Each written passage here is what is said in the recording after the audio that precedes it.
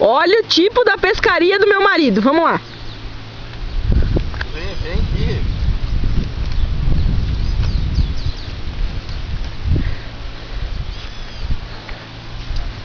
Agora vamos. Safado. O que foi? Olha que para a câmera, ele deu uma risadinha. Tira minha concentração, por favor. Roscou na coisa. Deixa eu dar uma ali. Ajude ele lá, guri. Ajuda. Você fica aqui com... Vem cá, Katia. Eu quero o seu colo. O que você quer que eu faça, guri? Hã?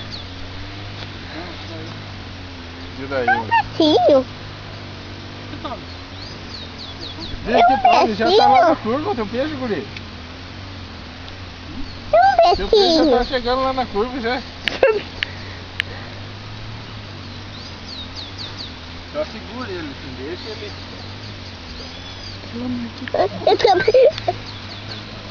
Isso que é um doido. Nossa, eu já ficando aqui pro lado. Vai ver? Aí, fique pra lá você. Aqui? Do outro lado. Vira pra cá onde eu tô, Do guri. outro lado, ó. Aí, a vara assim. Aí aquele negócio vai pegar o Agora peixe do tio. A Jade vai pegar o peixe do tio. Do outro lado, Érica, assim, ó. Sim. É. Daí se ele puxar, eu sorto aqui. Eu sorto aqui também, Vic. Então. Tô segurando aqui. Ó aqui, ó.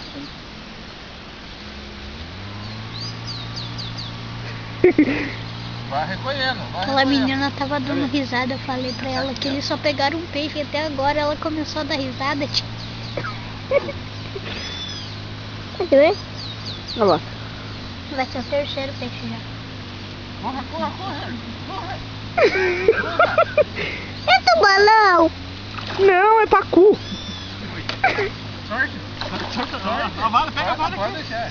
Isso é tubarão! É tubarão? Não, é pacu. Mas Sai da frente, Dê. Sorte. 2 homens desse tamanho pra pegar um peixe, cara do céu.